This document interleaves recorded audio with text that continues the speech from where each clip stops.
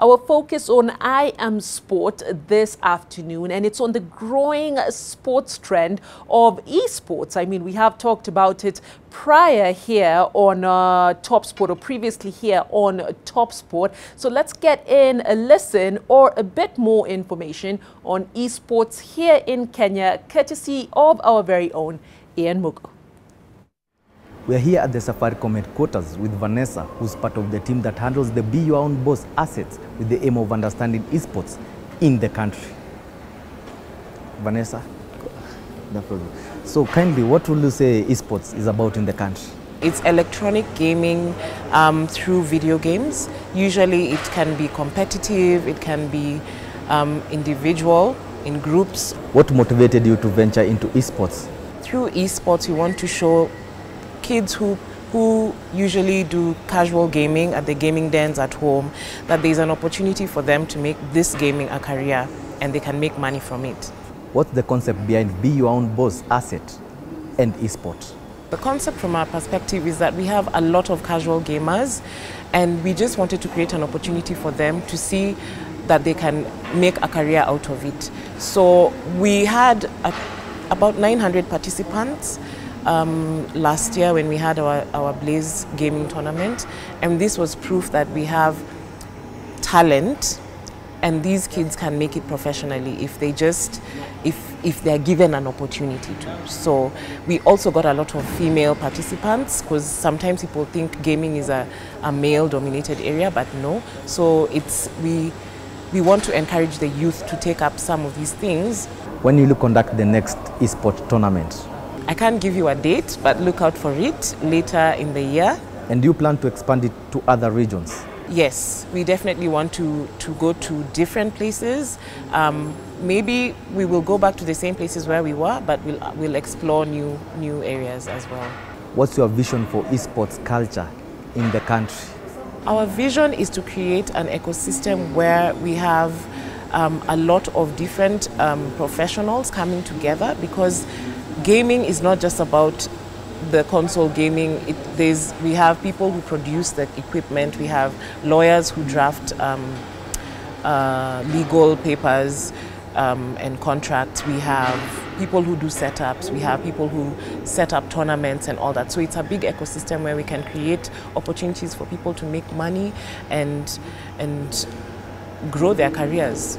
In the world, we have huge gaming tournaments where people win up to 300 million Kenya shillings just for playing professionally.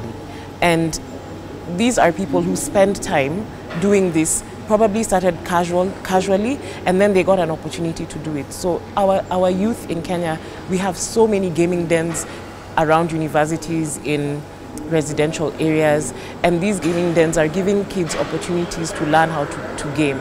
They don't have to have desk jobs or these conventional jobs. They can do unconventional things and create employment for themselves, create a way for themselves to earn money.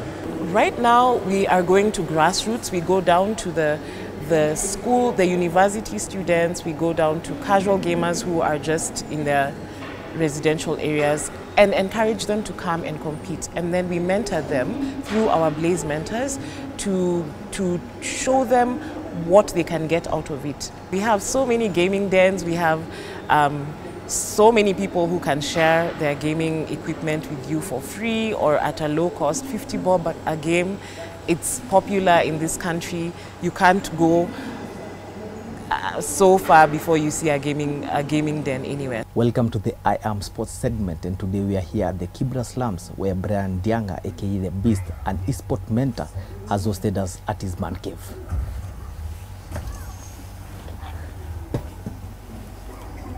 When we started life, everything was okay, and you know, it gets to a point where life is changing it too once. So one day you're up there and then all of a sudden you're down there. And we find ourselves living in the middle of the biggest slum in Africa. And I think hizo masiku manze, my escape was gaming by day. I used to wake up and I was like, hey manze, I'm dreaming. This life is not how we started life. And this is just a phase I need to survive, you know. So what kept me sane was gaming. Esports is where I have to actually do research on a game So for me personally, I do fighting games. So for fighting games, there is a lot of data that is behind it that makes it a competitive game. So one, I have to know something called the frame data, know how to punish moves, know how to execute moves, button combinations, and those are things you must know properly for you to call yourself a pro gamer. So without those, you can say you are a pro gamer. And then there are different types of games as well. So you must know how each game works. Manze, opportunities ni mob. Na opportunities haziko restricted only to pro gamers. Unashika, sio kila mtu anaweza cheza games at a pro level. We have something called cosplay. There are competitions and people win money from that. That is also associated with gaming because they take characters from gaming into movies and then you play them, you see. So it's like a ecosystem that is like, there are so many opportunities within it. People just need to sit down and see it. Right now in Kenya, if you make an educational game, it's something you can do as a job, and while people play the game, they'll be gaming and you'll be earning from it as well. I mean, it's diverse in ways you can earn in gaming. Right now, I can say I go around the hood mentoring kids on how to play video games professionally. Wale hawawezi tunawashow kama wanaweza kuwa creative, wachore, wa come up na ma games, na kama wale wanaweza tunawekea ma tournaments wanadu. And I always challenge guys, like if you feel like you can beat me, then you're good to go. You are somewhere you can start. I've seen schools in Kenya right now have started introducing and liaising with companies from outside Kenya in video game making. Kama VR, nimeona mpaka wase wanaanza kuventure into VR, na VR iko connected na gaming. So we are not that far from to a point where Kenyans, we already have Kenyans making video games. And most of them are mobile, for the mobile.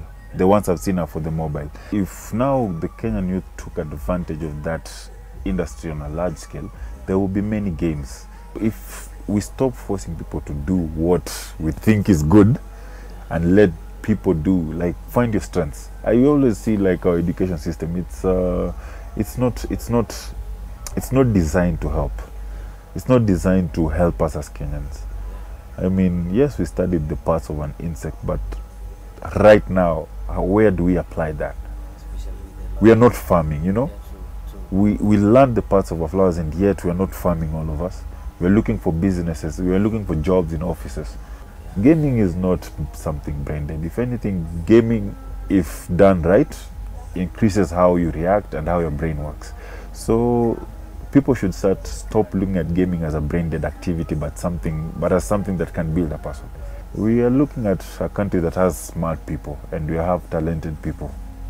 Yeah, so we can do something with this. Gaming is the next biggest thing. It has been an eye-opening experience dealing with the pro, but all in all, we have to bring it to a close.